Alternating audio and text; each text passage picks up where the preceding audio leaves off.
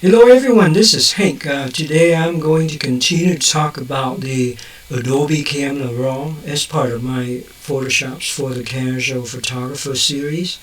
And today we are going to discuss the options available within ACR to control the photos and stuff like that. Okay, so without further ado, I'm going to run the internet and open a couple of files. Okay, so I'm going to open that one and that one.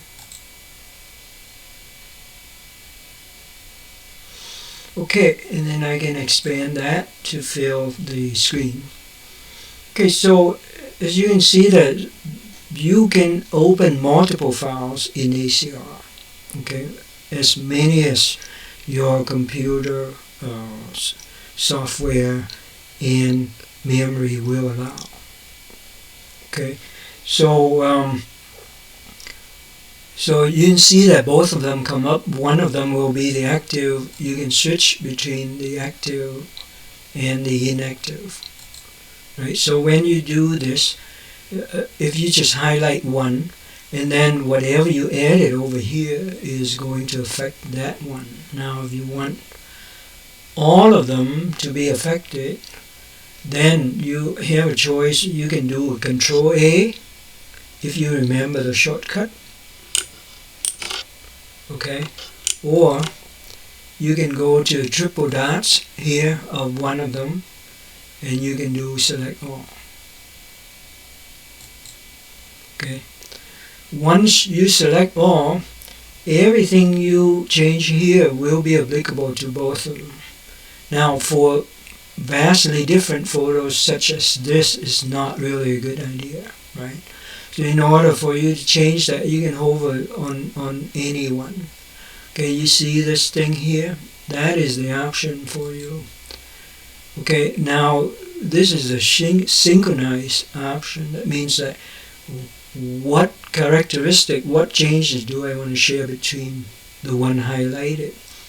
So you can do like say check none, and then for example these two are so different, the only thing that if I decide that only optics is the one in common, and then I can check on that and then I hit OK, and now I can edit the thing, and only the changes that I do to the optic is going to affect the inactive one.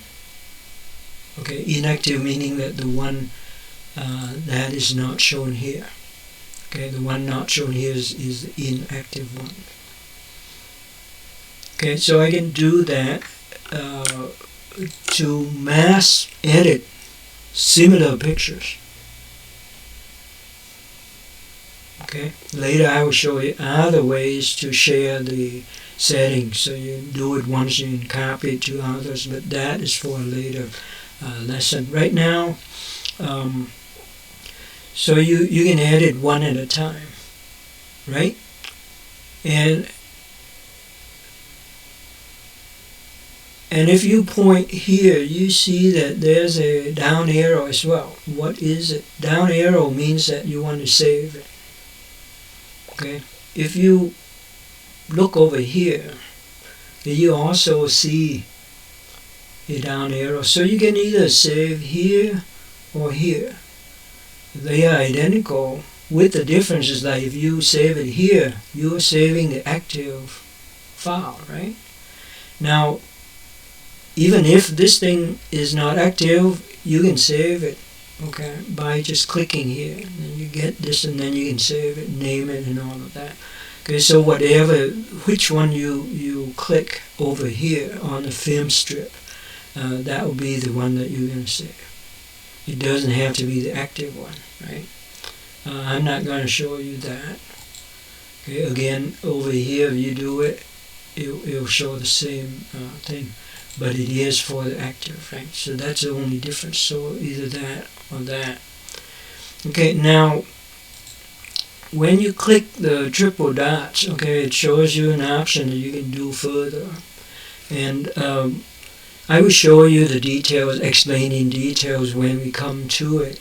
Just want to show you just a few things, which is the set rating, meaning that I can give it a number of stars, and the setting label. I just wanted to talk about those two, okay, for now, because it will reinforce what I'm going to tell you next about being able, using ACR as a mini database, much like Lightroom or Lightroom Classic, right? It's much simplified, but it will give you basic functions. So basic function is like say, if the active one I like so much, I can give it a rating of 5 stars, right? And then this one, okay, I can give it a rating of 3 stars.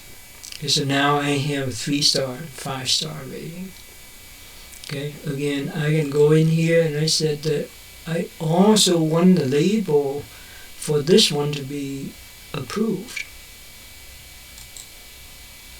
Right, so now it has a label associated with it. Now what do I do with that? Just like a database, once you have that, you can sort it.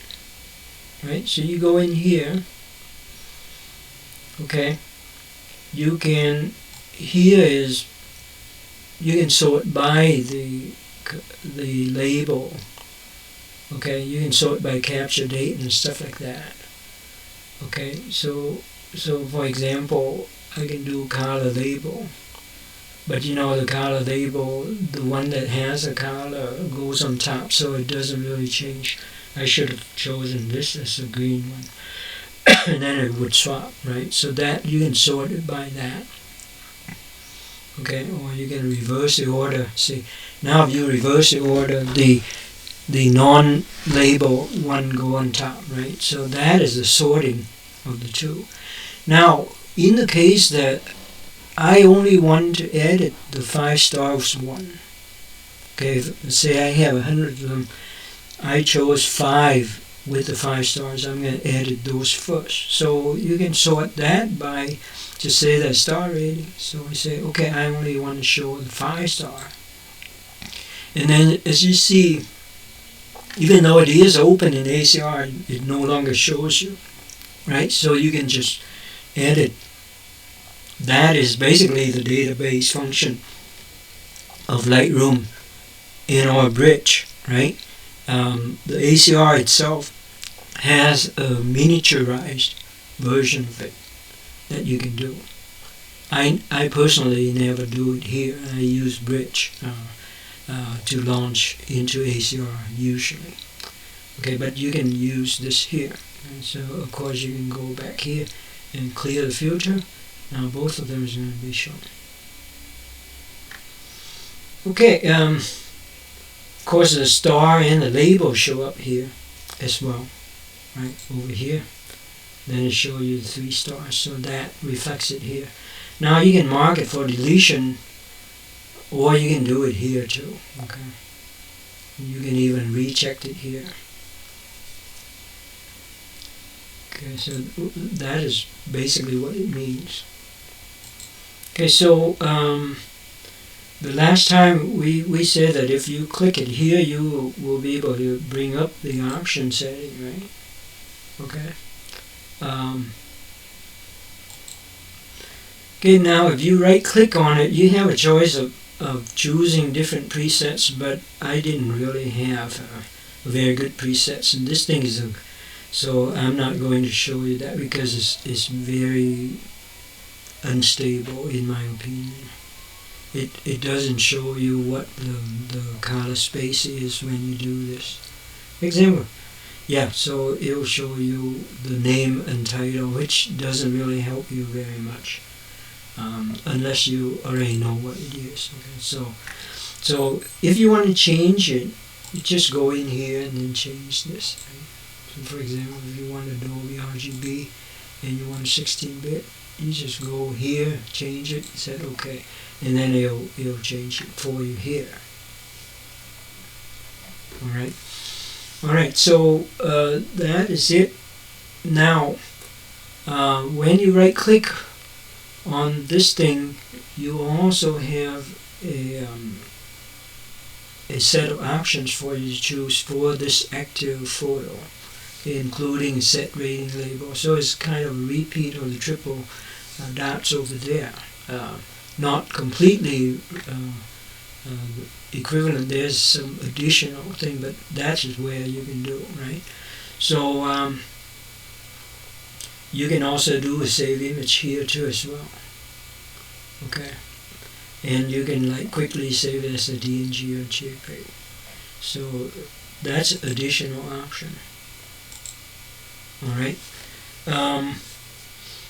Okay, so right now I only want to talk about two more about these things, but before I do that, I'm going to, you see this thing grayed out? The reason it's grayed out because it expects you to do some changes already, because this is the one that shows you toggle between the before and after. And since it doesn't have the after, it grayed out. Okay, so I'm just going in here and just randomly change the contrast, okay, so that you can tell there's a difference. So now as soon as I did that, this thing showed up as active. Now I can toggle it. So simply I click on before, after, before, after. Okay. So now over here it also shows me before and after, but in slightly different forms. So now I'll show you. Okay, so you click on it, it shows you before, after, like this. You click on it again. Well, if you don't like that, you can do this, right? So you do it after, before. And so you can switch that. Okay? And you can copy it so that, you see, when you have like multiple before and after, you can do that, but I recommend that just to keep it simple. Don't mess with this one yet, anyway. Okay, so now you can switch between the before and after like this, depending on your preference. Toggle it again, it does above and below with the fit. Okay, you do it again, it will do it at 100%. And so you toggle this thing, toggle it again, it shows you the current state, right? You press it again, it shows you the before and after at 10.8%. Press it again, it shows you before and after at the 21%. Okay. That's a fit. Press it again, it shows you at something small, 10%. Okay. Press it again, it shows you the same thing except that at 21.7%, not 100%. Okay, and it shows you current state. So that gives you the options of controlling these things. One thing that I didn't show you, for example, is this one here. Okay, so remember the last time we talked about when you set the option, you can set the initial one, which the default happened to be 100. You can go into the option and set it elsewhere. You can also set it live here. Right? So instead of 100, I can do 200. Okay, and then I can click this once and I go back to the 21.7%.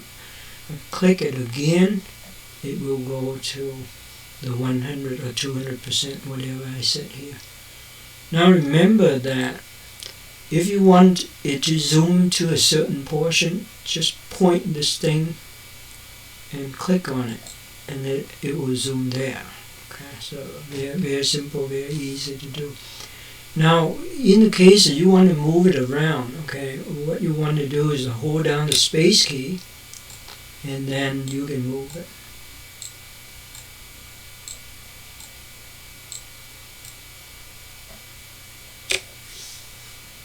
Right? Okay, click it again, it goes to 21.7.